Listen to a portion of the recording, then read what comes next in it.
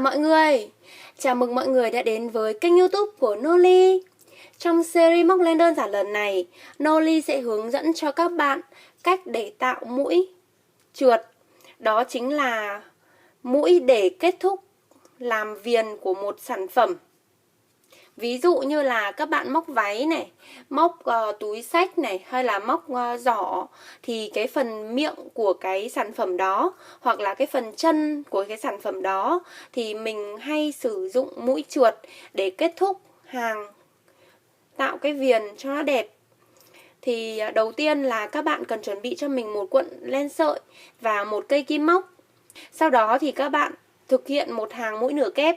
Như mình thì mình đã sử dụng cái mẫu sản phẩm của lần hướng dẫn video lần trước là 2 hàng mũi nửa kép.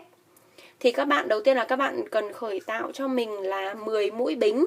Sau đó thì móc 1 đến 2 hàng mũi đơn hoặc là mũi kép hoặc là mũi nửa kép đều được. Sau khi các bạn đã thao tác xong thì chúng ta có một cái mẫu vật như thế này. Thì chúng ta sẽ bắt đầu học mũi trượt. Các bạn lên một mũi móc xích này, sau đó quay lại này.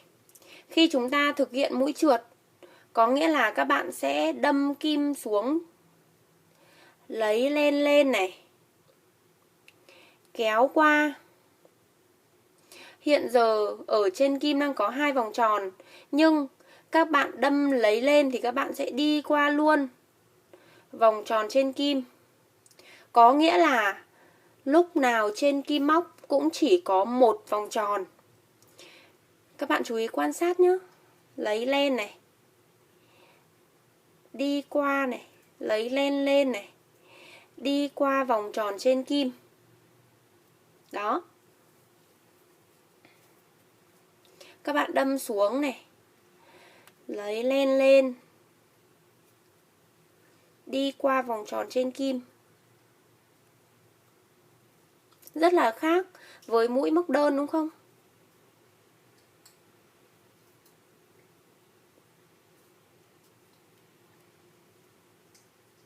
Các bạn sẽ thực hành cho tới hết hàng.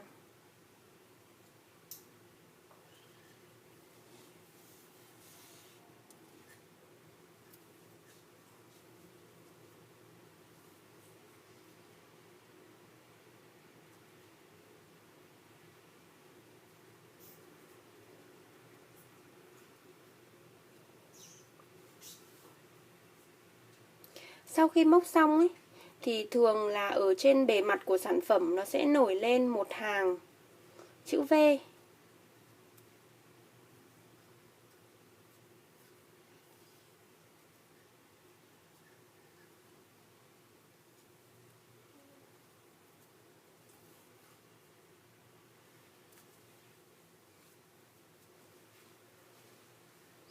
Cuối cùng các bạn khóa lại bằng một mũi móc xích. Đó. Như vậy là các bạn sẽ để ý là 2 hàng này là 2 hàng mũi nửa kép nhé. Thì khi mà mình tạo mũi trượt ở trên sản phẩm thì nó sẽ tạo ra được một hàng V nằm ngang như thế này, nổi lên ở trên bề mặt sản phẩm. Và thường thì mũi trượt sẽ tạo được cái mép của sản phẩm trở nên cứng cáp hơn, vì nó sẽ đi nằm một cái hàng mũi nằm ngang như này, và cái phần chân thì nó vẫn nằm dọc. Như vậy thì cái mép của sản phẩm, ví dụ như là chúng ta sử dụng cái miệng của cái giỏ, thì cái miệng này nó sẽ trở nên cứng cáp hơn. Đó.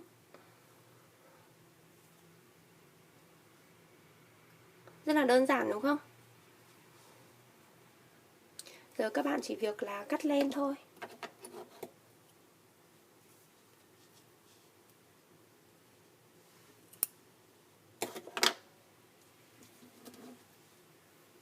Sau đó thì chúng ta rút len lên, thắt lại.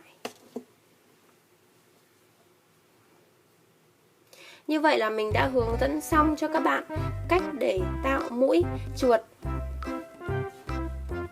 Đừng quên ấn like và subscribe kênh YouTube của Noli là người sớm nhất xem được video mới nhất của Noli thì các bạn hãy bấm vào biểu tượng quả chuông ở phía dưới của clip này nhé.